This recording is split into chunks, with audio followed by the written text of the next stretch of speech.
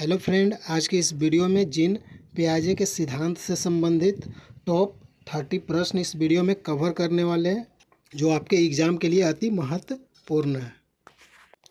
आपका पहला प्रश्न है, जीन पियाजे का सिद्धांत किससे संबंधित है? जीन पियाजे का सिद्धांत किससे संबंधित है? सही आंसर है आपका संज्ञानात्मक विकास। अगला प्रश्न है कि जीन पियाजे के अनुसार संज्ञानात्मक विकास के कितने चरण हैं? जीन पियाजे के अनुसार संज्ञानात्मक विकास के कितने चरण हैं? सही आंसर है 4 चरण। अगला प्रश्न है, संवेदी गामक अवस्था की आयु क्या है? संवेदी गामक अवस्था की आयु क्या है?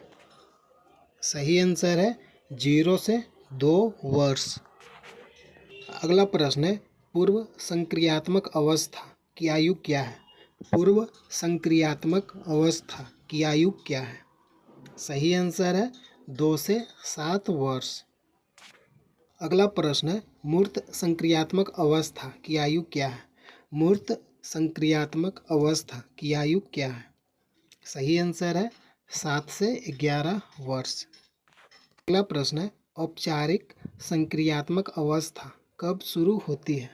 औपचारिक संक्रियात्मक अवस्था कब शुरू होती है? सही आंसर है 11 वर्ष की आयु में। अगला प्रश्न है, वस्तु अस्थायित्व का विकास किस अवस्था में होता है?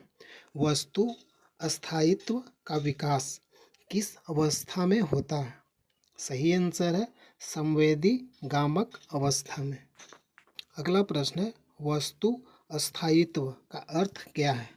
वस्तु अस्थायित्व का अर्थ क्या है? सही आंसर है वस्तु दृष्टि से ओझल होने पर भी उसका अस्तित्व मानना। अगला प्रश्न है, पूर्व संक्रियात्मक अवस्था का प्रमुख लक्षण क्या है? पूर्व संक्रियात्मक अवस्था का प्रमुख लक्षण क्या है? सही आंसर है अहम केंद्रीयता। अगला प्रश्न है, अहम केंद्रीयता का अर्थ क्या है? अहम केंद्रीयता का अर्थ क्या है? सही आंसर है केवल अपने दृष्टिकोण से सोचना। अगला प्रश्न है, संरक्षण की अवधारणा किस अवस्था में विकसित होती है? संरक्षण की अवधारणा किस अवस्था में विकसित होती है? सही आंसर है मूर्त संक्रियात्मक की अवस्था में। अगला प्रश्न है, संरक्षण का संबंध किससे है? संरक्षण का संबंध किससे है?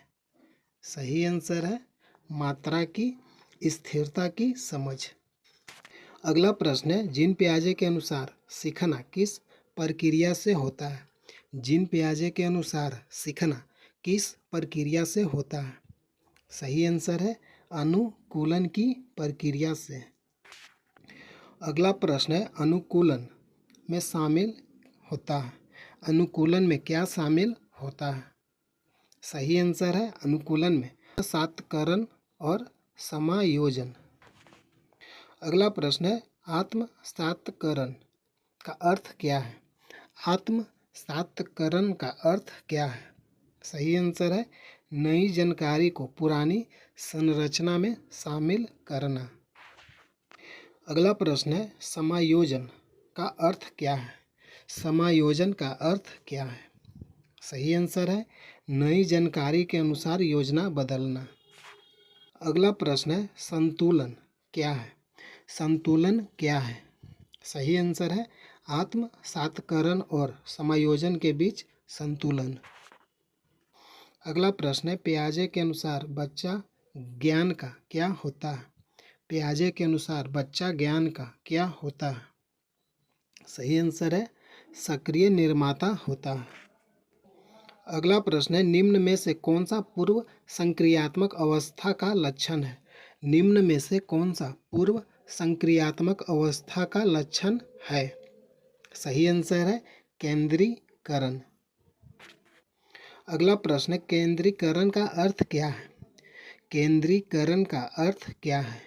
सही आंसर है एक ही पहलू पर ध्यान केंद्रित करना को क्या कहते हैं? केंद्रीकरण। अगला प्रश्न है, प्रतिवर्तनीयता किस अवस्था में विकसित होती है?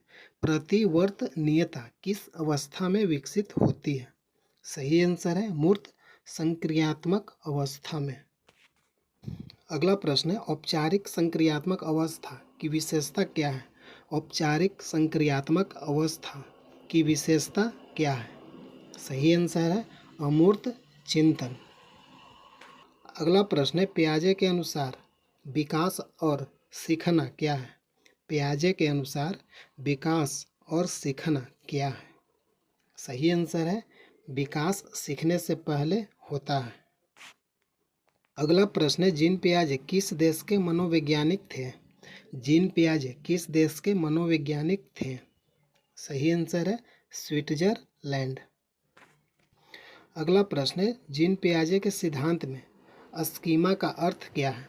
जीन पियाजे के सिद्धांत में स्कीमा का अर्थ क्या है? सही आंसर है मानसिक संरचना। अगला प्रश्न है कि बच्चा खिलौना छिपाने पर उसे खोजता है, यह किसका संकेत है? बच्चा खिलौना छिपाने पर उसे खोजता है, यह किसका संकेत है? सही आंसर है वस्तु स्थायित्व का। अगला प्रश्न है काल्पनिक परिस्थितियों पर विचार करने की क्षमता किस अवस्था में होती है? काल्पनिक परिस्थितियों पर विचार करने की क्षमता किस अवस्था में होती है? सही आंसर है औपचारिक संक्रियात्मक की अवस्था में। अगला प्रश्न है जीन पियाजे के अनुसार विकास का आधार क्या है? जीन पियाजे के अनुसार विकास का आधार क्या है? सही आंसर है सक्रिय अन्वेषण। अगला प्रश्न है निम्न में से कौन सा पियाजे के सिद्धांत की आलोचना है? निम्न में से कौन सा जीन पियाजे के सिद्धांत की आलोचना है? सही आंसर है बच्चों की क्षमता को कम आंकना। अगला प्रश्न है जीन पियाजे के सिद्धांत का मुख्य संदेश क्या है? जीन पियाजे के सिद्धांत का मुख्य संदेश क्या है? सही आंसर है बालक सक्रिय रूप से ज्ञान का निर्माण करता है। जीन पियाजे के अनुसार बालक का सक्रिय रूप से ज्ञान का निर्माण करना मुख्य संदेश है।